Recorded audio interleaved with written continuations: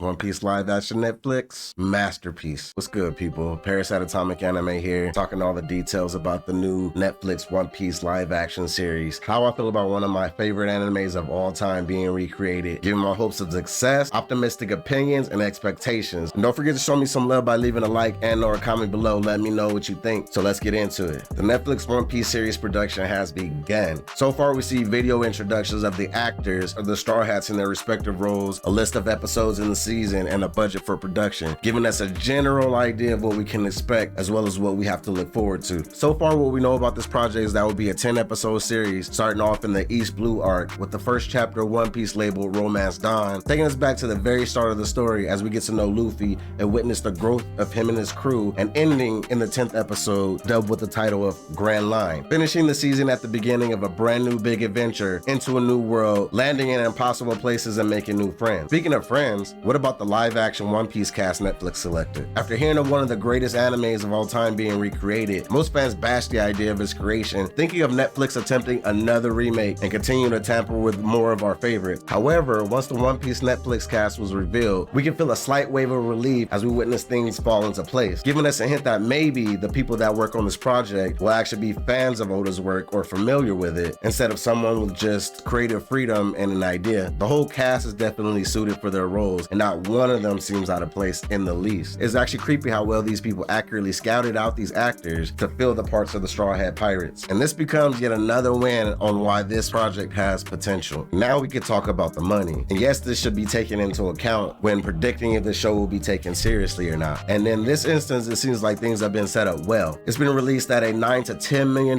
per episode budget will be given for the production, which is a nice number to work with in relation to higher value effects and whatnot. I still remain hopeful and hold high expectations for this release, not just based off of the cast or the budget, but something else as well. And I'll tell you why I think things will be different, but first I have to start off with why I think live action remakes generally fail. Previously released titles usually felt like they were spur of the moment cash grabs in the middle of the growing popularity of anime and manga, while other attempts felt as though they were just rushed altogether with zero love, care, or patience put into them. But as time passes, they start to see the full power of an established anime fan base, and they start to take it more seriously. Technology changes and more people begin to show new ways to make art and collaborate. Having the creators within the studio work directly with Netflix creates a lot more confidence in what's to come. Previous attempts to capitalize on the anime fan base by recreating popular titles failed for a few reasons, but one of the main reasons being there was no voice from the fans. Everyone is remaking everything nowadays, and in the process they tend to make it in